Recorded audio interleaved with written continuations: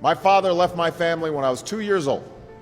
I know that sometimes you get that sense from TV that you can be rich and successful without any hard work, that your ticket to success is through rapping or basketball or being a reality TV star. Chances are you're not going to be any of those things. Truth is, being successful is hard. You won't love every subject that you study. You won't click with every teacher that you have.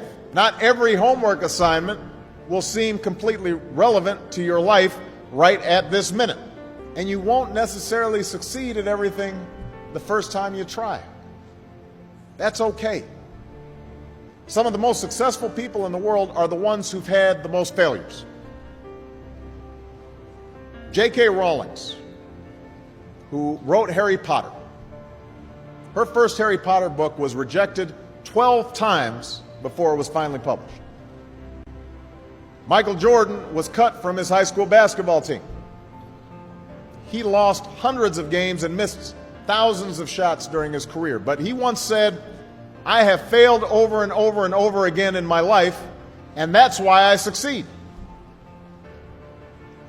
These people succeeded because they understood that you can't let your failures define you. You have to let your failures teach you.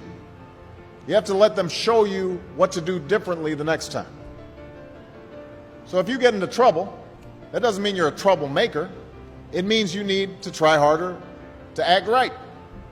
If you get a bad grade, that doesn't mean you're stupid. It just means you need to spend more time studying.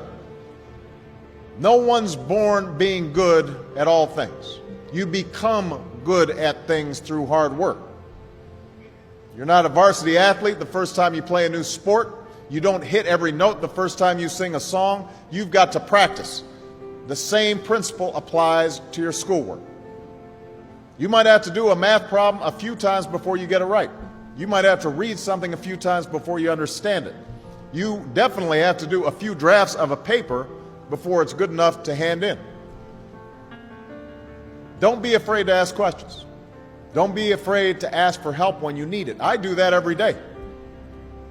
Asking for help isn't a sign of weakness, it's a sign of strength, because it shows you have the courage to admit when you don't know something, and that then allows you to learn something new.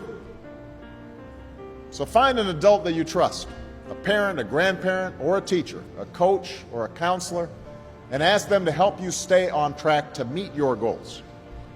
And even when you're struggling, even when you're discouraged, and you feel like other people have given up on you, don't ever give up on yourself.